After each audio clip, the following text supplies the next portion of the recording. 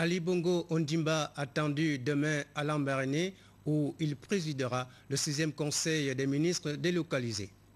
17e réunion au sommet de l'Union africaine mercredi prochain à Malabo, en Guinée équatoriale.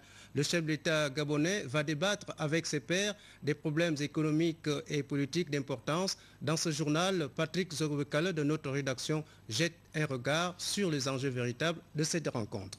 À la fin de notre édition d'information, Bienvenue Minko vous propose un magazine spécial sur le récent séjour de la Première Dame à New York à l'occasion de la Journée internationale de la veuve. Mesdames, Messieurs, bonsoir et vous êtes bien les bienvenus à notre principale édition d'information de la soirée sur la première chaîne de télévision gabonaise. À quelques heures donc de l'arrivée du couple présidentiel à Lambaréné, les préparatifs vont bon train. Le comité d'organisation est à pied d'œuvre pour rendre le séjour du couple présidentiel agréable. C'est ce que nous rapporte ici Ali Ranjumba, Hervé Mangumba. La ville de Lambaréné s'apprête à accueillir le couple présidentiel dans le cadre du Conseil des ministres délocalisés. Les responsables du comité d'organisation sont à pied d'œuvre pour rendre le séjour du couple présidentiel agréable.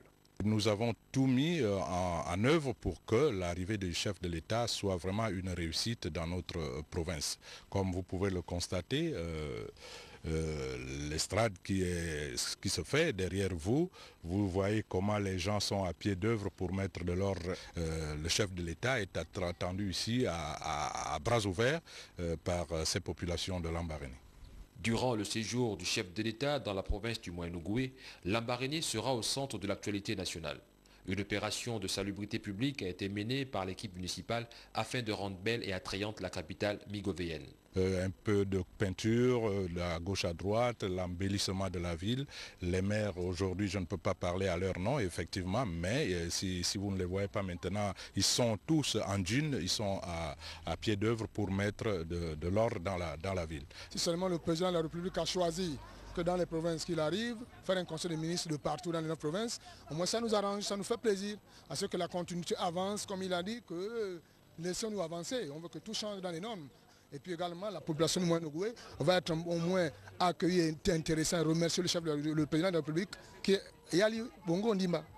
En tout cas, j'aimerais qu'il y ait un changement un peu, en fait, que la ville de Lambaréné se développe. Regardez par exemple les marchés inachevés, les bâtiments administratifs inachevés, que sais-je encore, je peux citer.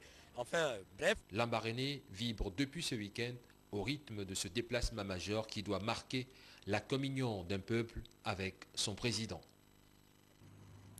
En tout cas, l'on peut dire que le Conseil des ministres de Lambaréné est une opportunité pour les populations de la capitale provinciale du Moyen-Ogooué car les attentes sont nombreuses. Reportage sur place à Lambaréné, Nick Jocelyn Fumba, Hervé Mangumba. À Lambaréné, les attentes des populations sont multiples. Ce Conseil des ministres délocalisé arrive donc à point nommé car il permettra de trouver certaines solutions aux problèmes qui minent les habitants de la 5e plus grande ville du pays, derrière Libreville, Port-Gentil, Oyem et Franceville. Parmi ces difficultés, le manque de logement des fonctionnaires de l'État affectés à Lambaréné, mais aussi l'absence des centres et d'écoles supérieures pour les élèves en fin de cycle et pour ceux qui désirent apprendre un métier. Il n'y a pas de logement, il n'y a pas de logement que les fonctionnaires peuvent prendre en location par exemple. Ça c'est un problème très récurrent. On espère que lors de ce conseil des ministres, le gouvernement va se pencher là-dessus. Pourquoi pas, Lambaréné c'est une ville qui est encore qui a assez d'espace. L'État pourrait penser, pourquoi pas, comme ça se passe à Libreville, à construire des cités qu'ils pourront mettre en location. Ça aiderait énormément les populations.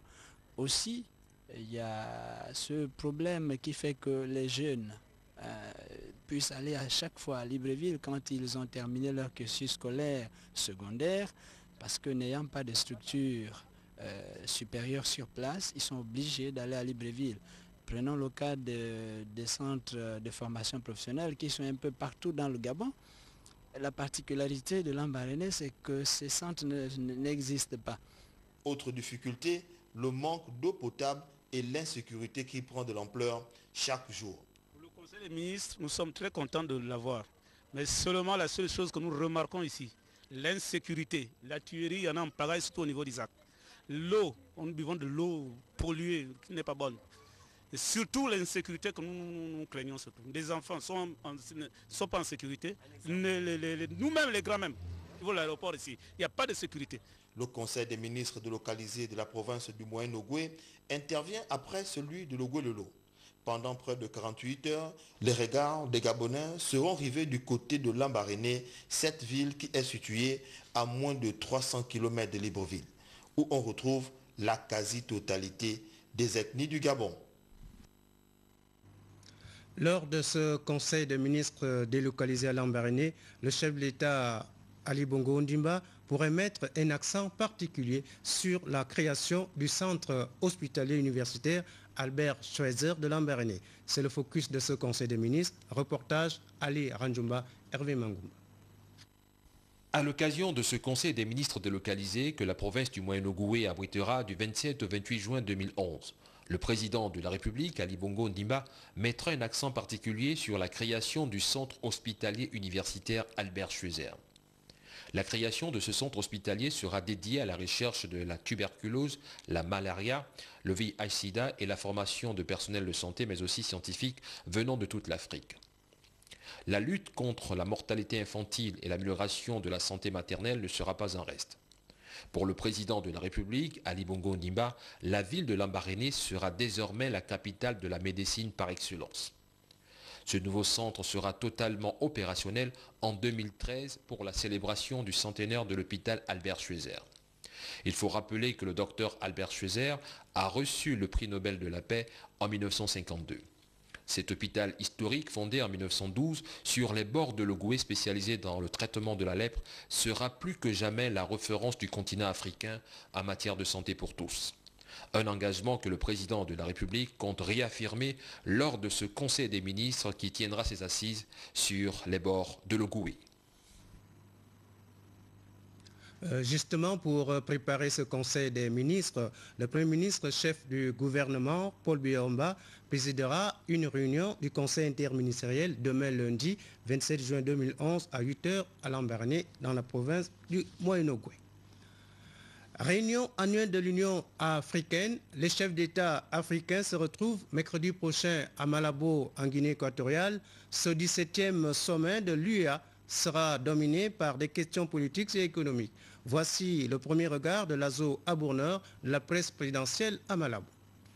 C'est une ville de Malabo qui ajuste sa robe pour offrir aux délégations de l'Union africaine un cadre agréable de vie et de travail en ce 17e rendez-vous des chefs d'État. Le 17e sommet des chefs d'État et de délégation de l'Union africaine tient ses assises du 30 au 1er juin. Le thème choisi, accélérer l'autonomisation de la jeunesse pour le développement durable, participe de la volonté des leaders du continent de prendre en compte l'action des jeunes et les associer pleinement à la marche du continent vers le développement.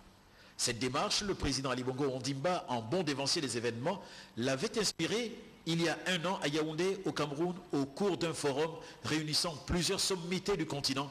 Son objectif, faire le point des actions menées en faveur des États africains 50 ans durant et jeter les bases d'un avenir plus en confiance sur le continent pour la nouvelle page post-cinquantenaire qui s'ouvre en Afrique.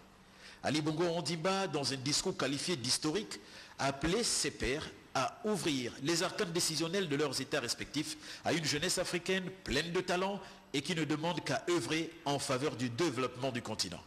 Créer les richesses, assurer la croissance et garantir les emplois. À Malabo, l'Union africaine, qui s'est approprié le discours du président Ali Bongo Ondimba, entend formaliser le combat pour une prise en compte réelle de la jeunesse. Cette jeunesse qui participe et anime le printemps arabe, printemps dont les effets se font sentir en Afrique du Nord. Le cas libyen focalise l'attention de plus d'un Africain. Une question qui continue de diviser le continent. La présence du drapeau libyen et de l'effigie du Muammar Kadhafi témoigne du soutien que le président en exercice de l'Union africaine, Teodoro Obiangema Bazogo, accorde au guide de la Jamaïria. Jeunesse africaine, sujet d'une extrême importance. À Malabo, les Africains souhaitent discuter de son contenu en toute quiétude. C'est fort justement que le président équato-guinéen, hôte du sommet, a choisi d'installer les chefs d'État dans un quartier dénommé Sipopo. Le centre conférence Sisipo est lui dans un espace surmonté d'un arbre aux allures de baobab. C'est l'arbre à palabres au-dessous duquel se discutent et se règlent les différentes questions du continent. Tradition africaine oblige. La réunion des ministres des Affaires étrangères débute ce dimanche à Malabo. Voilà. Merci Lazo Aborner. Bonsoir Patrick. Bonsoir. Et au regard justement du développement de l'actualité sur le sujet,